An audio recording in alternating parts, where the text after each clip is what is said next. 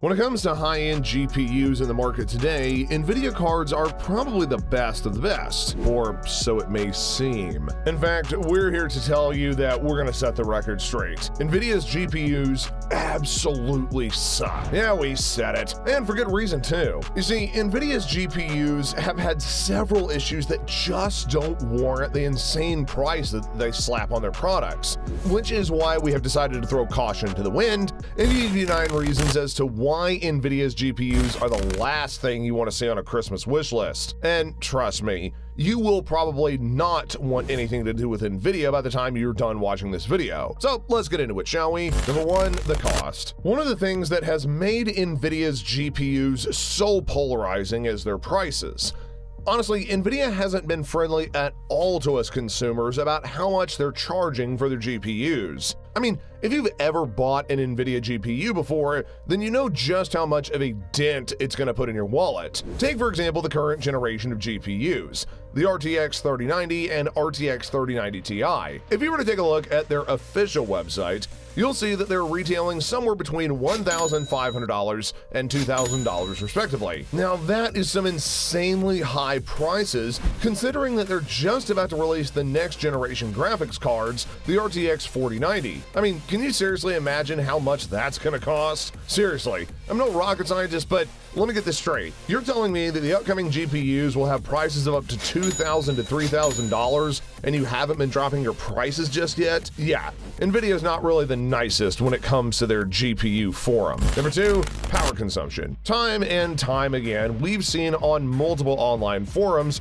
where NVIDIA users are complaining about the insane power bills that they're getting with the GPUs. And that's just the case for most gamers with NVIDIA. These guys have some of the most outrageous wattage consumptions in the gaming industry. Seriously, we've only got to take a look at their current GPUs, as well as next generation GPUs, to get an idea of how insane that their power consumption is. Just as an example, the 3090 and 3090 Ti has a total wattage usage of 450 to 500 watts. And if you look at the power rating of the upcoming RTX 4090, then you are going to flip. According to many reports, the RTX 4090 will have a mind-blowing power consumption of, get this, 600 to 900 watts. Seriously, can you imagine how insane that power bill is going to be at the end of the month? It's going to be like running a nuclear power plant inside your home. And it looks like NVIDIA has yet to come up with a workable solution in order to solve this power consumption crisis. So yeah, NVIDIA really needs to get their power act together. Number 3, overheating. So,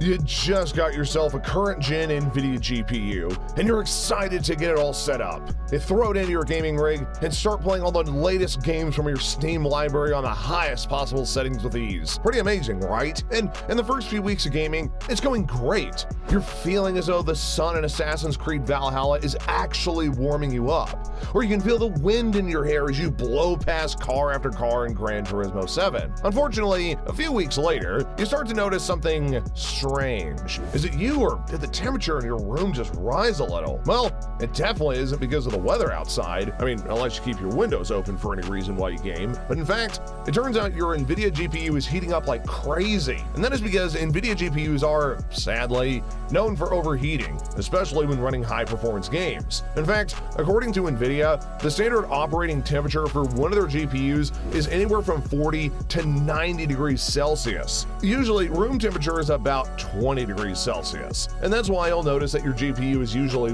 way too hot. NVIDIA's GPUs are well known for not having correct cooling capacities, so it can overheat when attempting to complete insane tasks, which is just another reason why NVIDIA really sucks. Number 4, bulky. If you've ever had to been the kind that lifted the biggest bag of rice, flour, or sugar from your local grocery store, then you know exactly what it feels like carrying the RTX 3090. I mean, just take a look at the numbers with their current GPU and their next-gen GPU, shall we? In the current GPU lineup, the 3090, it's estimated to weigh anywhere from 4.8 to 5 pounds. That's about the size of a roasted chicken. I mean, even with the big biggest gaming unit, the RTX 3090 consumes a lot of space. Plus, it makes your PC super bulky too. And sadly, the RTX 4090 is gonna be no different. It's expected to be just as heavy, if not heavier, clocking in at around 5 pounds or more. Now, if that's not gonna be a burden on your PC, then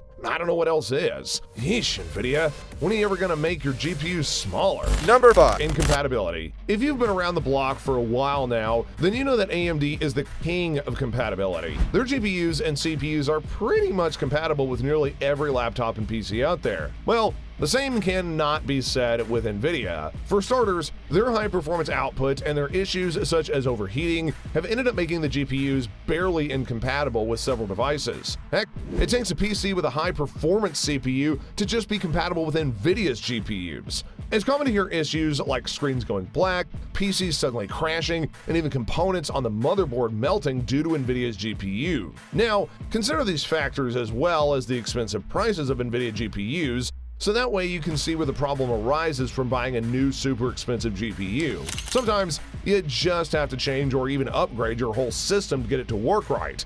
And that can be really frustrating. Number 6, overclocking gets noisy. Overclocking is an essential part of gaming these days, and if you've been gaming for a while now, you know that overclocking is needed in certain games, no matter how powerful your NVIDIA GPU is, just to enhance the overall gaming performance. Overclocking your graphics card basically means boosting clock speed of a GPU so as to enhance the overall performance.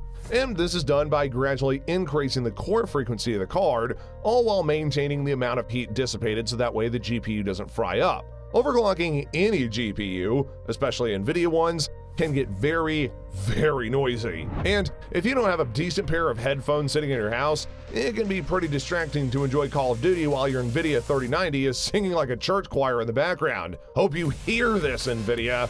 Number 7, games crash.